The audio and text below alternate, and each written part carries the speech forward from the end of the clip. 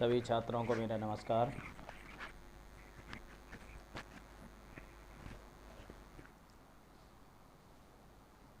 जैसा कि आप लोगों को ज्ञात होगा कि हम कोरोना जैसी महामारी से जूझ रहे हैं, उसके कारण आप लोगों की शिक्षा दीक्षा के लिए ऑनलाइन क्लासों का जो उत्तर प्रदेश सरकार ने निर्णय लिया है, उसके तहत आप लोगों को ऑनलाइन क्लासें दी जा रही हैं।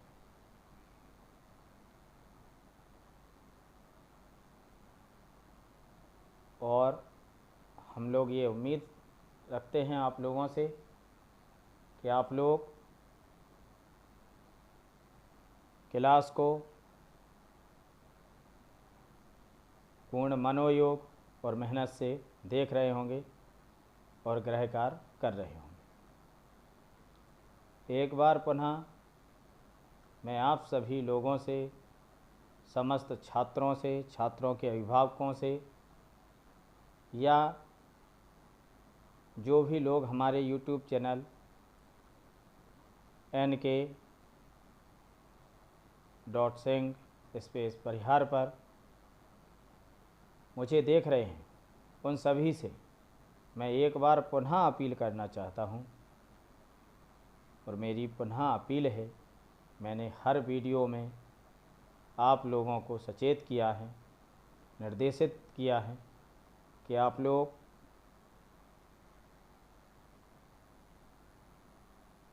कोविड-19 यानी कोरोना वायरस जो अत्यधिक घातक वायरस है, एक तरीके से संपूर्ण मानव जाति को इसने संकट में डाल के रखा है। तो हमारी सरकार ने ये निर्णय लिए हैं कि लॉकडाउन की अवधि में आप लोग घर से बाहर ना निकलें, अधिक से अधिक घर पर ही रहें। घर पर रहते हुए भी साबुन से बार बार हाथ धोएं। खांसते छींकते वक्त मुंह पर कपड़ा या टिश्यू पेपर का प्रयोग करें। और अगर टिश्यू पेपर का प्रयोग कर रहे हैं तो टिश्यू पेपर को तुरंत डस्टबिन में डाल दें, या रुमाल का प्रयोग कर रहे हैं तो रुमाल को धुलने के बाद ही प्रयोग करें।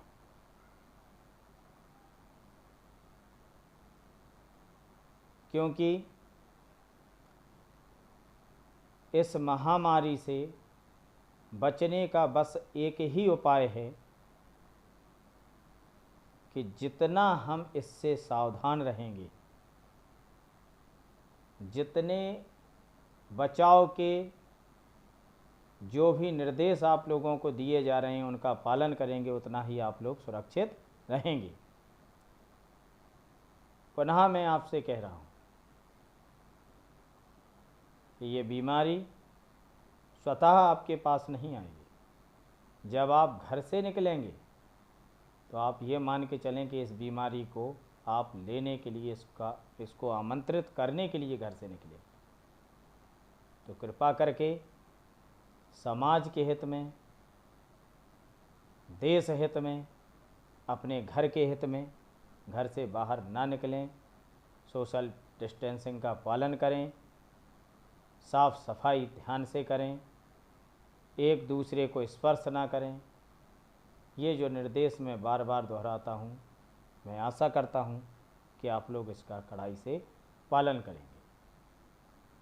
और भारत सरकार के आरोग्य सेतु ऐप को आप लोग अधिक से अधिक लोगों को डाउनलोड करवाएंगे, ऐसा आप लोग दृढ़ संकल्पित हों। अब मैं अपनी क्लास को प्रारंभ करता हूं। जैसा कि मैंने आपको अपने पिछले वीडियो में बताया था कि बाल्ब के प्रकार टॉप के आधार पर मैंने बताए थे और कब कैसे प्रयोग किए जाते हैं ये भी मैंने आपको बताया था। ये बताया था कि बाल्बों की धातुएं और सोडियम कूल्ड बाल्ब, इसके बारे में मैंने बताया था अपने पिछले वीडियो। हम कक्षा 12 में ऑटोमोबाइल के अंतर्गत उत्तर प्रदेश बोर्ड में कक्षा 12 वोकेशनल शिक्षा के अंतर्गत ऑटोमोबाइल ट्रेड में प्रथम प्रश्न पत्र में द्वितीय अध्याय बाल्ब ऑपरेटिंग मैकेनिज्म का अध्ययन कर रहे हैं। तो जैसा मैंने अपने हर वीडियो में आप लोगों को बताया है कि बाल्ब ऑपरेटिंग मैकेनिज्म, कि बाल्ब किस प्रकार ऑपरेट किए जाते हैं, इसकी मैकेनिज्म क्या है, क्योंकि मैकेनिकल बाल्ब को लोग प्रयोग करते हैं। तो इसमें अब जो पॉइंट आता है वो पॉइंट आता है बाल्ब लगाने की विधियाँ। तो मैं ये बता दूं आप लोगों को कि सामान्य रूप से जो इंजनों में बाल्ब लगाए जाते हैं वो इंजन के सिलेंडर हेड या सिलेंडर ब्लॉक में लगाए जाते हैं। सिलेंडर हेड या सिलेंडर ब्लॉक में लगाए जाते हैं। बाल्ब लगाने की जो विधियां होती हैं कि किस तरीके से बाल्ब लगाना है और उनको किस तरीके से चलाना है, यानी उनको संचालित करने की जो विधियां होती हैं, वो इंजन जो भी कंपनियां बनाती हैं, बहुत सी कंपनियां हैं, देखा होगा आपने, सुना होगा, आपने को बताया है मैंने आपके कक्षा 11 में कि कौन कौन सी कंपनियां इंजन बनाती हैं। तो जितनी भी कंपनियां इंजन बनाती हैं उन सभी कंपनियों के जो इंजीनियर होते हैं, ऑटोमोबाइल इंजीनियर होते हैं, वो लोग अपनी सुविधा के अनुसार इन बाल्बों को इंजन के अंदर डिजाइन करते हैं। इनको संचालित करने के लिए किस तरीके से बाल्बों को चलाना है ये सब व्यवस्था करते हैं। बाल्ब लगाने की जो विधि है, इनका मुख्य जो आधार है वो मुख्य रूप से दो प्रकार का होता है। बाल्ब लगाने की जो विधियां हैं, टॉपिक है, पॉइंट है, बाल्ब लगाने की विधियां।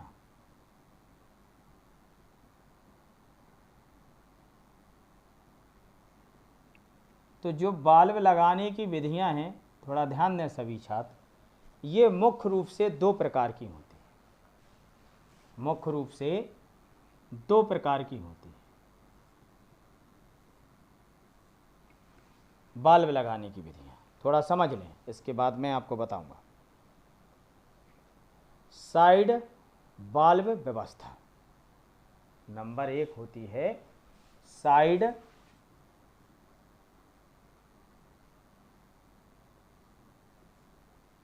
बाल्ब व्यवस्था।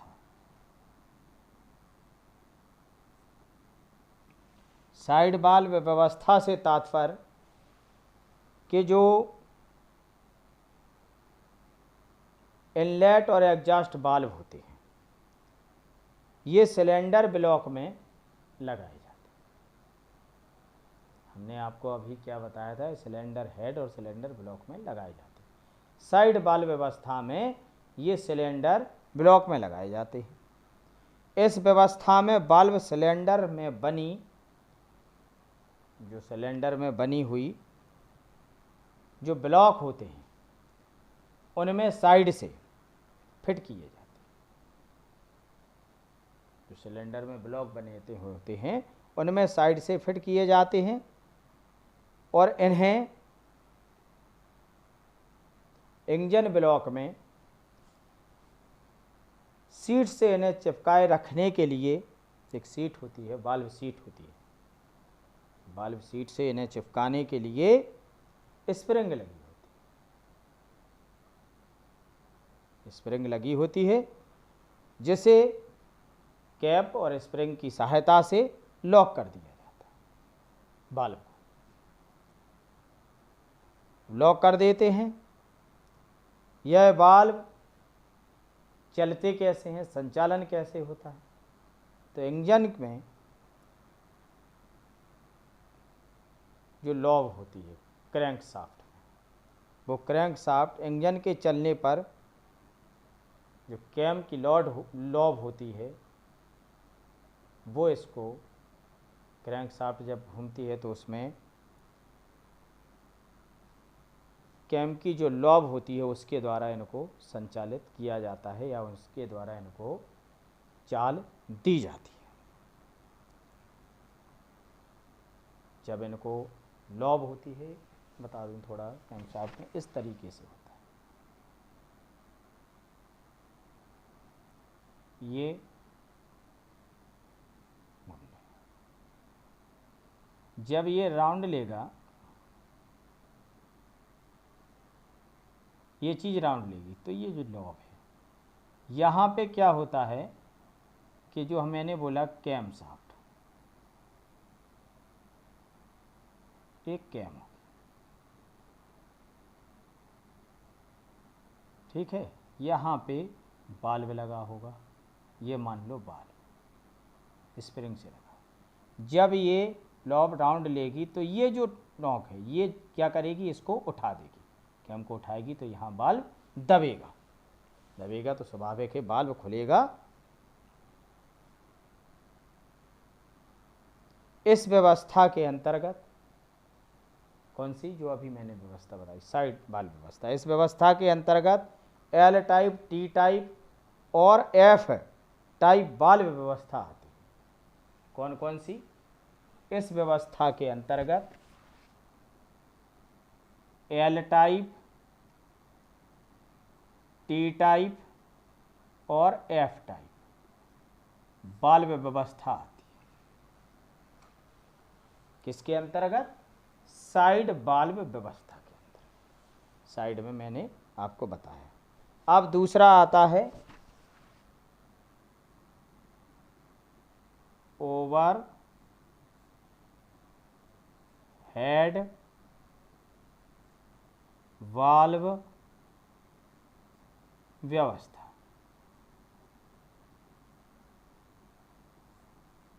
ओवरहेड वाल्व व्यवस्था, इसके बारे में थोड़ा जाना। इस प्रकार की वाल्व व्यवस्था को आई हेड टाइप, आई, इस प्रकार की व्यवस्था को आई हेड वाल्व व्यवस्था भी कहा जाता है। किसको? ओवरहेड टाइप, आई हेड वाल्व व्यवस्था कहा जाता है। इस व्यवस्था में इनलेट तथा एग्जॉस्ट सभी वाल्व सिलेंडर हेड में लगाए जाते हैं। वहाँ कहाँ लगा रहे अपन लोग? साइड में सिलेंडर ब्लॉक में, और यहाँ कहाँ लगा रहे हैं? सिलेंडर हेड में।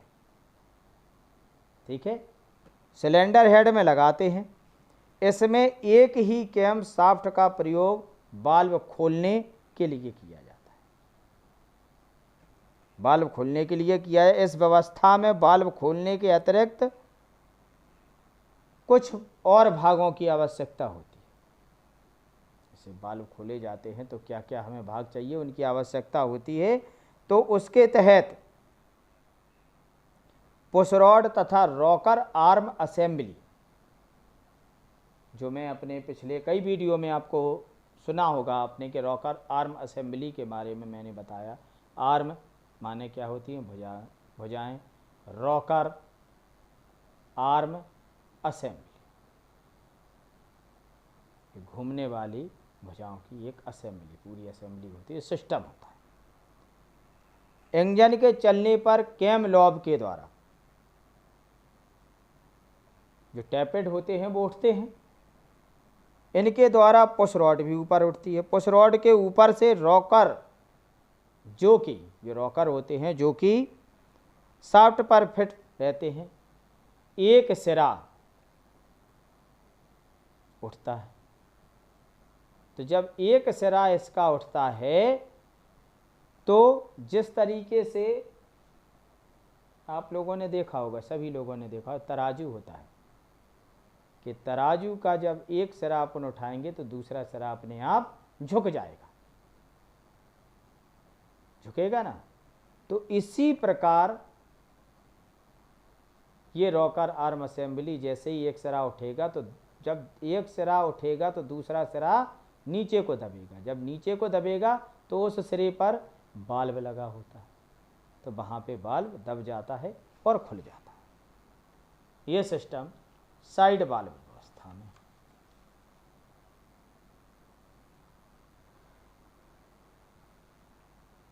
यह व्यवस्था कौन सी? साइड बाल्ब व्यवस्था। यह व्यवस्था सबसे अच्छी व्यवस्था मानी जाती है बाल्ब व्यवस्थाओं में। ये जो व्यवस्था है आई टाइप या ओवरहेड टाइप बाल्ब व्यवस्था सबसे अच्छी बाल्ब व्यवस्था समझी जाती है, मानी जाती है, क्योंकि बाल्बों की प्राप्त गर्मी सिलेंडर हेड के वाटर जैकेट, जो सिलेंडर हेड में वाटर जैकेट बने होते हैं कूलिंग सिस्टम में, जो मैंने आपको बताया है, वाटर जैकेट के माध्यम से या वाटर जैकेट के कारण हम लोग इंजन को ठंडा करते हैं। तो ये कहाँ पे होता है? सिलेंडर हेड में। तो सिलेंडर हेड ठंडा रहता है, ठंडा करने के लिए वाटर जैकेट बने होते हैं कूलिंग सिस्टम में। तो वाटर जैकेटों में जो पानी आता है उसके द्वारा ये कम गर्म होते हैं।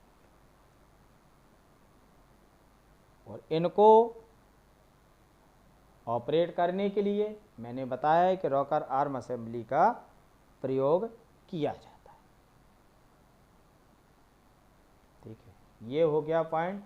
क्या? बाल्ब लगाने की विधि। साइड बाल्ब व्यवस्था में एल, टी और एफ टाइप, ओवरहेड बाल्ब व्यवस्था में आई टाइप, ये व्यवस्थाएं हैं। इसके बाद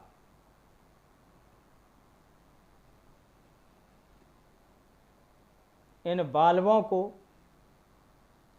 चलाने के जो मैकेनिज्म होती है कि इन बाल्बों को कैसे चलाया जाए, तो ये मैकेनिज्म अलग अलग प्रकार की होती है। बाल्ब जहाँ लगे होते हैं कैसे इनको चलाना है क्या है, तो हम अब उस पर प्रकाश डालते हैं।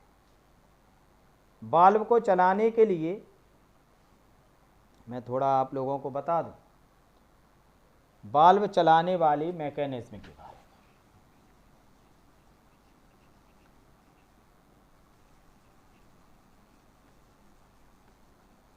इस मैकेनिज्म में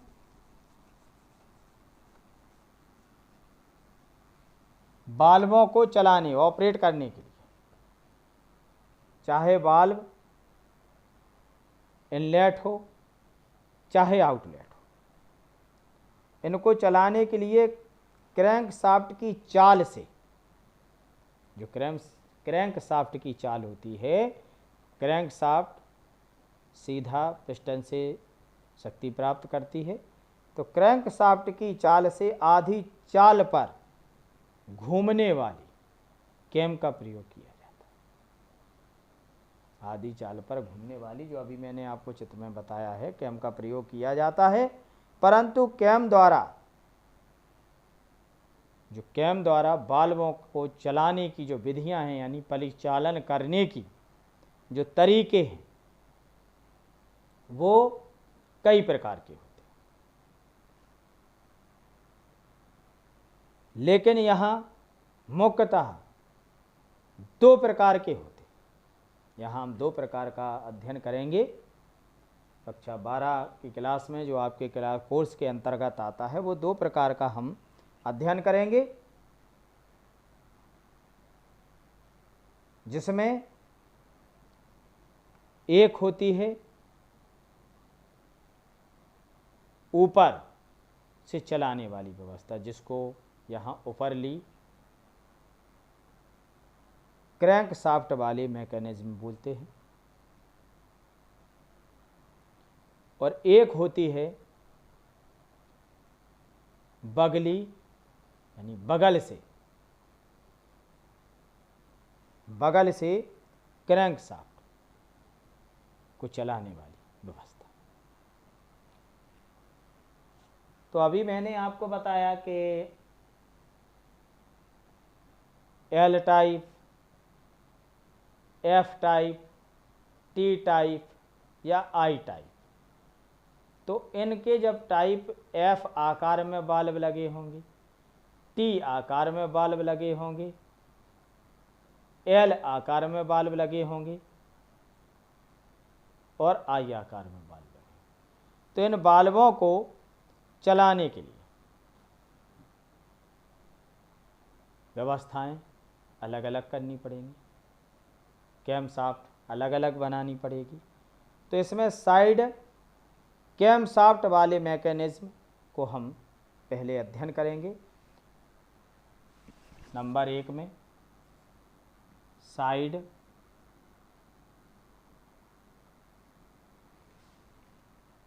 हम ये अध्ययन किसका कर रहे हैं? बाल्ब चलाने वाले मैकेनिज्म का। तो साइड कैम शाफ्ट वाले मैकेनिज्म, साइड कैम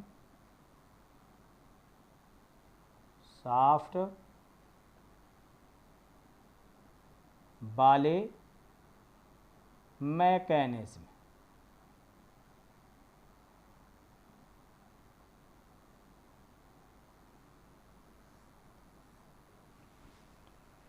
इसमें कैम शाफ्ट इंजन की बगल में होती है। जो कैम शाफ्ट होती है वो इंजन के बगल में होती है। बाल्ब या तो सीधे, जो बाल्ब लगे होंगे या तो सीधे कैमों को या कैमों द्वारा धकेले जा रहे होंगे, यानी उनको खोला जा रहा होगा, ताकत दी जा रही होगी, या दोलक की तरह, जैसे दोलक होता है, दोलन देखा होगा, एक धागे में कोई बेट बांध देते हैं तो इस तरीके से चलता है। तो एक दोलक भुजाओं के जरिए कैमों द्वारा परिचालन होते हैं। कौन से? साइड वाले परिचालन होते हैं। तो इनके जो इस कोर्स में दिया गया है, इनका जो परिचालन है, परिचालन को 2 प्रकार से वर्गीकरण कर सकते हैं।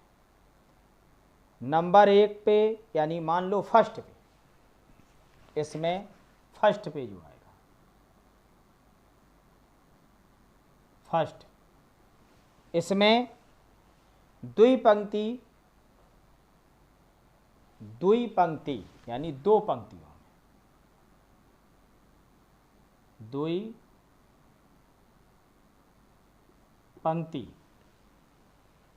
बाल्ब मैकेनिज्म। द्विपंक्ति ये कौन सी है? साइड। साइड को यहाँ बगली बोलते हैं, बगली यानी बगल वाली। द्विपंक्ति बगली कैम या बाल्ब मैकेनिज्म, बगली बाल्ब मैकेनिज्म।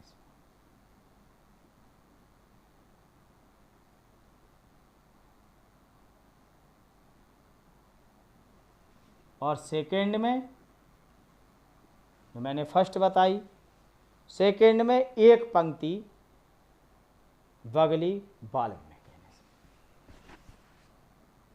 एक पंक्ति बगली वाल्व मैकेनिज्म।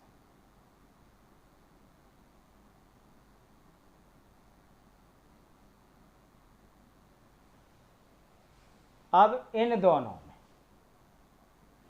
द्विपंक्ति बाल्ब बगली में, इसमें देखें, यह सबसे पुरानी यह सबसे पुरानी वाल्व मैकेनिज्म की प्रकार है। इसमें इनलेट और आउटलेट अलग अलग कैम शाफ्टों द्वारा, अलग अलग कैम शाफ्टों द्वारा, कौन से, इनलेट और आउटलेट वाल्व अलग अलग कैम शाफ्टों के द्वारा चलाए जाते हैं या परिचालन किया जाता है, जिसके कारण यह थोड़ा, क्योंकि जब अलग अलग लगा चला रहे हैं तो ये थोड़ा जटिल हो जाता है, कठिन हो जाता है। इस वाल्व व्यवस्था को चलाने की, संचालन या परिचालन करने की जो व्यवस्था है वो थोड़ी कठिन हो जाती है। इसके अतिरिक्त कठिन के साथ साथ इसमें एक और समस्या आती है। वो क्या है कि जो कंबस्चन चैम्बर होगा, कंबस्चन चैम्बर को दहन कक्ष भी बोलते हैं, कि जहाँ पे ईंधन को जलाते हैं,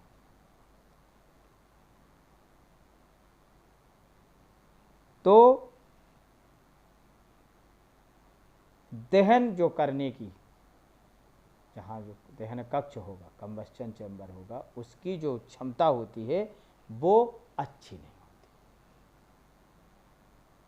क्योंकि जब अलग अलग सिस्टम हो रहा है, कभी इन कर दिया, कहीं जाके आउट वाल्व काम कर रहा है, तो ये व्यवस्था जटिल थी, इसमें दोष थे, तो इस कारण से इस व्यवस्था को अब बंद कर दिया गया है। लेकिन इसका अध्ययन करना जरूरी है, क्योंकि ये सबसे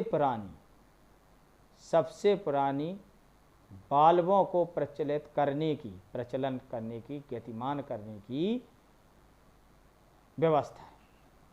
अब आते हैं एक पंक्ति वाल्व व्यवस्था। इसमें जैसे मैंने अभी बताया था एल, एफ, टी टाइप, तो इसमें प्रवेश यानी इनलेट और आउटलेट वाल्व एक पंक्ति में ही लगे होते हैं, और ये एक कैम शाफ्ट द्वारा ही चलाए जाते हैं। दो कैम शाफ्ट नहीं होंगी, एक कैम शाफ्ट होगी।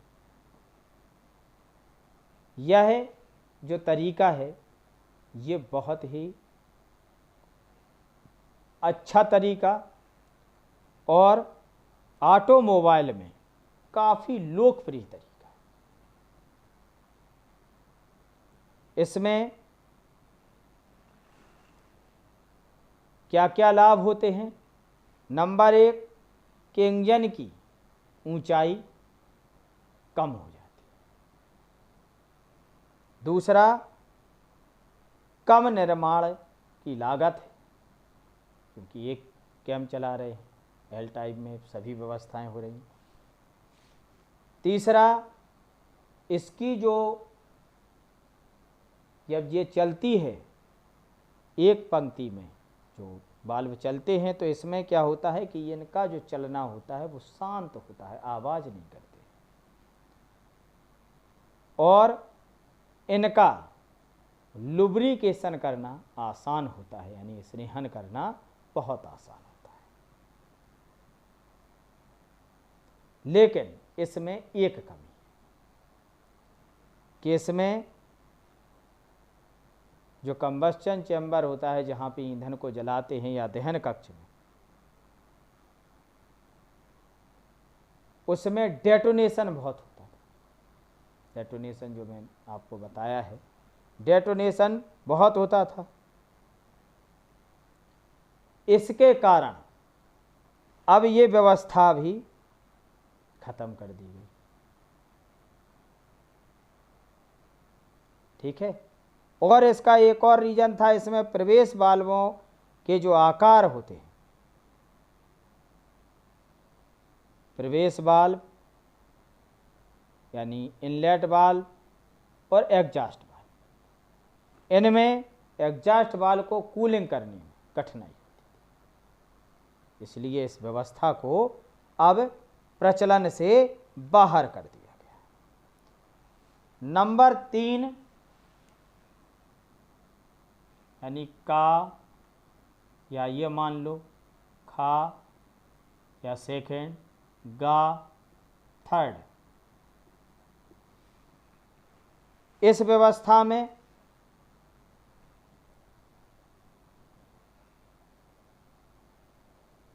साइड वाल व्यवस्था है। इसमें जो तीसरा या गा जो पॉइंट है, इसमें हम क्या कर रहे हैं कि इसमें इन और आउट यानी इनलेट, आउटलेट यानी एग्जॉस्ट, इनको अलग अलग विपरीत कर रहे हैं कि हम इनको ऊपर से प्रवेश करा रहे हैं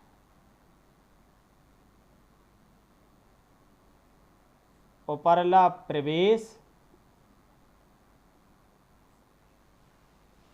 क्या हुआ कि हम जो इनलेट वाल्व है वो ऊपर से, इनलेट ऊपर से ले रहे हैं, और बगली निकास, और जो निकास कर रहे हैं वो बगल से कर रहे हैं यानी साइड से।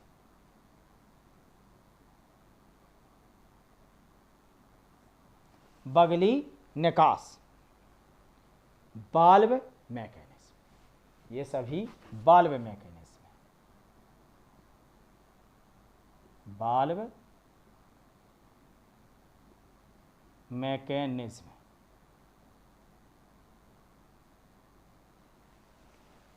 ठीक। मैंने क्या बताया कि इसमें जो इनलेट वाल्व है वो तो हमने ऊपर सेट कर दिया, और आउटलेट बगल में निकास कर दिया। तो यह जो व्यवस्था होती है, इस व्यवस्था को हम एफ टाइप व्यवस्था में देखते हैं। इसमें जो मिश्रण होता है उसको इन हम ऊपर से कराते हैं, और आउटलेट जो निकास होता है वो बगल से करा देते हैं। ठीक है, ये व्यवस्था हो गई। इसके बाद इसका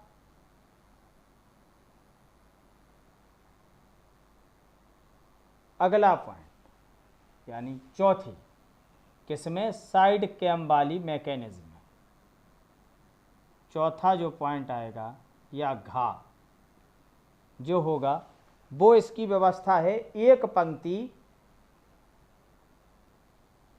ऊपर से, यानी ऊपर तरफ ही इन और आउट दोनों होंगे एक पंक्ति में, एक लाइन।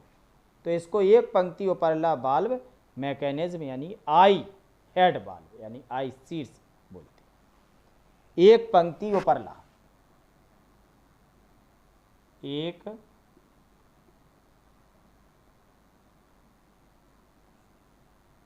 पंक्ति उपरला यानी ऊपर से, जो मैंने अभी बताई है आई टाइप वाल्व व्यवस्था, उपरला वाल्व मैकेनिज्म।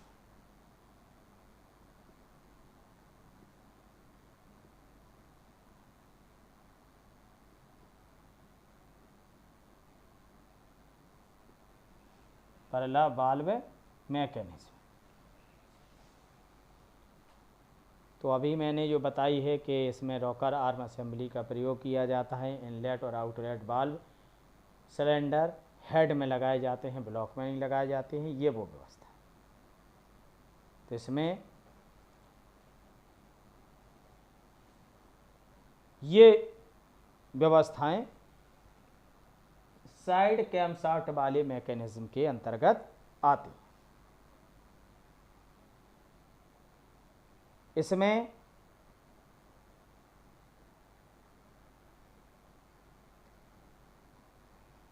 जो साइड कैम शाफ्ट वाली मैकेनिज्म है, इसके लाभ क्या क्या हैं। इसमें इनकी जो बगली बाल्ब डिजाइन में बगल से जो बाल्बों की डिजाइन लगाई, यानी जिस तरीके से बगल से बाल्ब लगाने की व्यवस्था होती है, उसमें उच्चतर अधिकतम यानी उच्चतर आयतन की दक्षता होती है। दूसरा, उच्चतर संपीड़न अनुपात होता है।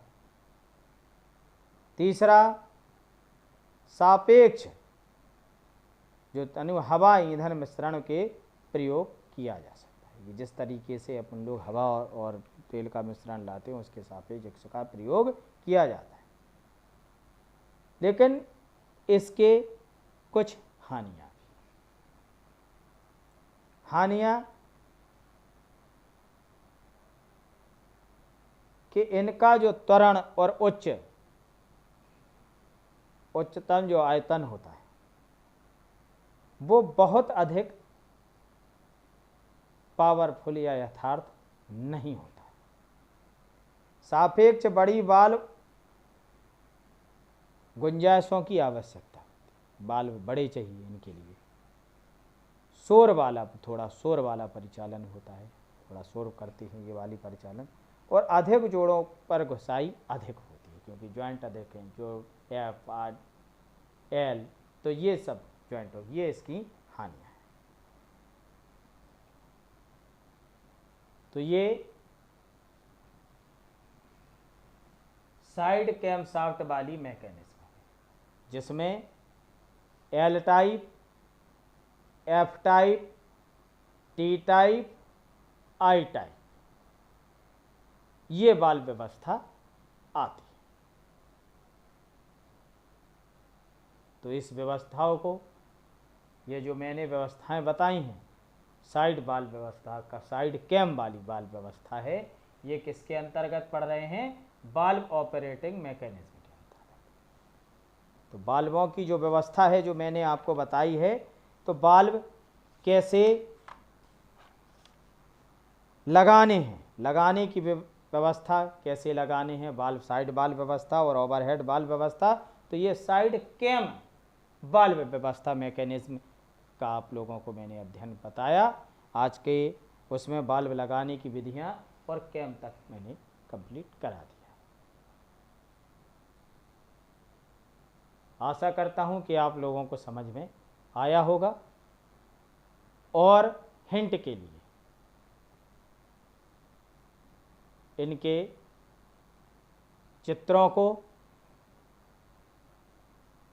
और कुछ थ्योरी को जो बनाई है मैंने, उसको मैं पीडीएफ के माध्यम से आप लोगों को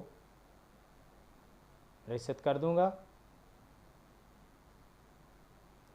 व्हाट्सएप के जो ग्रुप है, समूह है, उस पर मैं डाल दूंगा।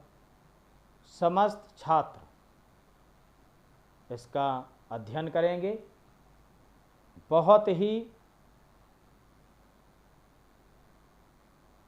उम्दा तरीके से आप लोगों को परफॉर्मेंस देनी है। अच्छे नंबर तभी संभव हैं जब आप एकाग्रचित्त होकर मेरे द्वारा बनाए हुए वीडियोस, मेरे द्वारा भेजी हुई पाठ्य सामग्री, अब वो चाहे फ़ोटो के रूप में हो, चाहे पीडीएफ के रूप में हो या नोट्स के रूप में हो, आप उनका जितना अध्ययन करेंगे उतना ही आपको सफलता के उच्चतम मार्ग की तरफ आप बढ़ेंगे और सफल होंगे, ऐसी मैं आशा करता हूँ। आप सभी छात्रों से पुनः मेरा निर्देश है कि आप लोग कोरोना जैसी महामारी से बचाव के लिए जो मैं बार बार आप लोगों को निर्देश दे रहा हूँ, उन सभी का कड़ाई से पालन करेंगे, घर पर रहेंगे, अपना ख्याल रखेंगे, परिवार के लोगों का ख्याल रखेंगे, ऐसी मैं आपसे आशा करता हूँ। और आज की क्लास को मैं विराम देता हूँ। कल मैं आप लोगों को जो अध्ययन कराऊंगा वो अभी मैंने आपको कौन सी कैम बताई है, साइड कैम शाफ्ट। कल मैं आपको ऊपर से कैम शाफ्ट को कैसे प्रयोग किया जाता है, उनके अंतर्गत कौन कौन सी बाल्बों की व्यवस्थाएं, कैसे कैसे बाल्ब लगाए जाते हैं, इसका मैं आपको अपने आने वाले अगले वीडियो में ये सब बताऊंगा। कल के वीडियो में आज की क्लास यहीं पर मैं विराम देता हूं।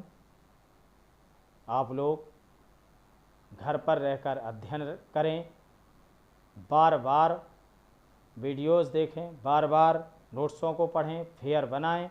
जो चीज़ समझ में ना आए, मैं पुनः कह रहा हूं, जो चीज़ समझ में ना आए उसके लिए आप मुझे कभी भी किसी भी वक्त फ़ोन कर सकते हैं, टेक्स्ट मैसेज कर सकते हैं, व्हाट्सएप से जोड़ सकते हैं, या हमारे यूट्यूब चैनल पर कमेंट बॉक्स में कमेंट्स दे सकते हैं।